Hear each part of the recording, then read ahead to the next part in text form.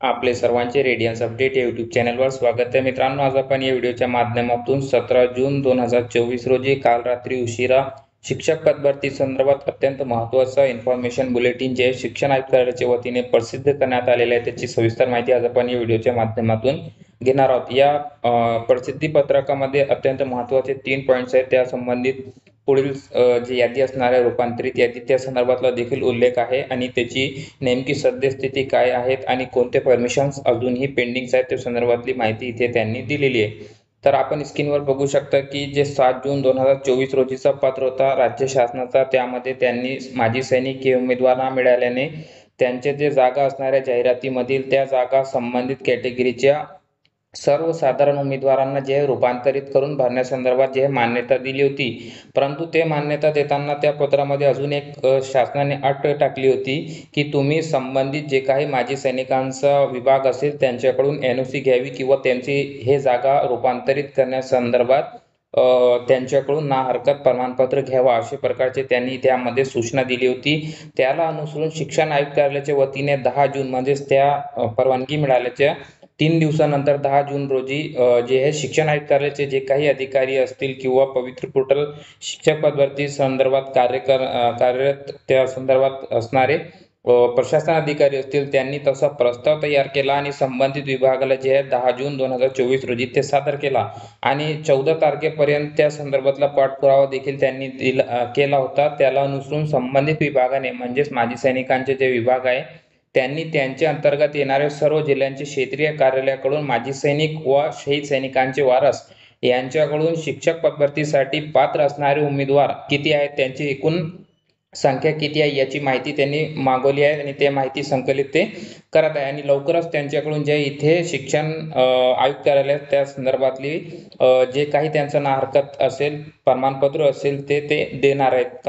यानंतर मित्रांनो माजी सैनिकांचा हा पहिला पॉईंट झालेला आहे. त्यामध्ये आता दुसरा जे पॉईंट्स राज्य शासनाने पुन्हा एकदा 14 जून रोजी जे आहे राज्य शासनाच्या वतीने शिक्षण आयुक्तांना इथे पत्र देण्यात आलेले आहे. त्यामध्ये भूकंपग्रस्त जागांसंदर्भातले काही निर्देश शासनाने इथे दिलेले आहे. आता भूकंपग्रस्त हा जो समांतर आरक्षण आहे, जर यामधील उमेदवार जर मिळत नसेल अगोदर याची परवानगी देखील शासनाने ते भरण्यासंदर्भात दिलेली आहे आणि गुणवत्तेनुसार आरक्षण व विषयनिहाय पात्र उमेदवार जर भूकंपग्रस्त या समांतर आरक्षणातील उपलब्ध झाले नसतील तर त्यासाठी पुन्हा एकदा खात्री करण्याचे निर्देश शासनाने दिलेले आहेत आणि त्यांच्यासाठी जे इथे 10% जागा मित्रांनो इथे राखीव ठेवण्याचे निर्देश जे शासनाने दिलेले आहेत. आता 10% भूकंपग्रस्तांचे जागा राखीव ठेवण्यात येणार आहे. त्यानंतर त्यांच्या उर्वरित जे जागा असणार आहे ते संबंधित प्रकल्पग्रस्त जे समांतर आरक्षण आहे त्या उमेदवारांना मिळणार आहेत आणि ते दिल्यानंतर जर प्रकल्पग्रस्त या समांतर आरक्षणातील उमेदवार मिळत नसतील भरतीच्या वेळी तर त्या जागा संबंधित कॅटेगरीच्या सर्वसाधारण जे आरक्षण असते आपलं प्युअर ज्याला आपण म्हणू शकतो तर त्या प्युअर कॅटेगरीला इथे जाणार आहेत. म्हणजेच मित्रांनो भूकंपग्रस्तांचे 10% जागा इथे राखून ठेवण्यात येणार आहे, हा महत्वाचा पॉईंट. त्यानंतर भूकंपग्रस्तांची जागा अगोदर प्रकल्पग्रस्त उमेदवारांमधून भरण्यात येणार आहे, उर्वरित जे असणारे 10% सोडून. आता प्रकल्पग्रस्त जर उमेदवार मिळत नसतील तर त्या जागा संबंधित कॅटेगरीच्या सर्वसाधारणमधून जे गुणवत्तेनुसार भरण्याचे निर्देश राज्य शासनाने दिले. अशा प्रकारचे शिक्षण आयुक्त कार्यालयावरची ही कारवाई असल्याने त्यांची इंटरनल काम इथे यावर सुरू आहे. म्हणजेच भूकंपग्रस्तांची 10% जागा राखीव ठेवणे, त्यानंतर संबंधित जागा प्रकल्पग्रस्त उमेदवारांमधून भरण्यात येणे. जर प्रकल्पग्रस्त मिळत नसतील हे उमेदवार तर ते सर्वसाधारण त्या कॅटेगरीच्या उमेदवारांमधून भरण्यासंदर्भातली कारवाई शिक्षण आयुक्त साहेबांनी इथे सुरू केलेली आहे.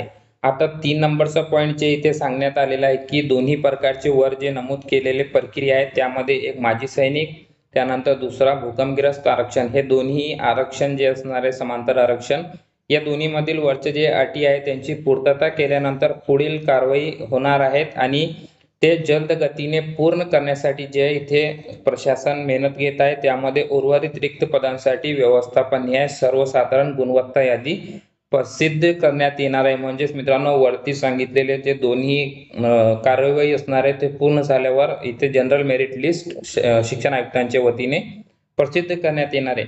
आता याच्या संदर्भात कोणतेही भविष्यामध्ये कायदेशीर विवाद जे आहे इथे निर्माण होऊ नये यासाठी शासनाचे GR आहेत, नियम्स आहेत त्याची पूर्तता करणे अनिवार्य आहे. शिक्षण आयुक्त साहेब हे म्हणत आहे यामध्ये ही बाब लक्षात घेणे आवश्यक आहे. त्यामुळे थोडंसं यादीला उशीर होत आहे, कारण त्यामध्ये विविध परवानग्या असतील किंवा जागा रूपांतरित करण्याची प्रक्रिया असेल, यासाठी थोडासा इथे वेळ जात आहे. 7 जून व 14 जून रोजी जे आदेश प्राप्त झाल्यानंतर दररोज या संदर्भात पाठपुरावा करण्यात येत आहे. तसेच याद्या प्रसिद्ध करण्याच्या दृष्टीने पवित्र पोर्टलवरील आवश्यक तांत्रिक चाचणी देखील सोबत करण्यात येत आहे. म्हणजेच मित्रांनो, इथे ट्रायल देखील आपण इथे म्हणू शकतो की याद्या प्रसिद्ध करण्याच्या दृष्टीने जे काही कारवाई असणार आहे ते पवित्र पोर्टलवर सुरू झालेली आहे. तांत्रिक चाचणी ते घेत आहे, कारण त्यांना जे लवकरच इथे याद्या प्रसिद्ध करायच्या आहेत. त्यामध्ये अगोदर एक माजी सैनिकांचा मुद्दा असेल, त्यानंतर 2 नंबरचा इथे माजी सैनिक विभागाकडून NOC नाहरकत प्रमाणपत्र मिळाल्यावर त्यांच्या जागा लगेच रूपांतरित होणार आहे.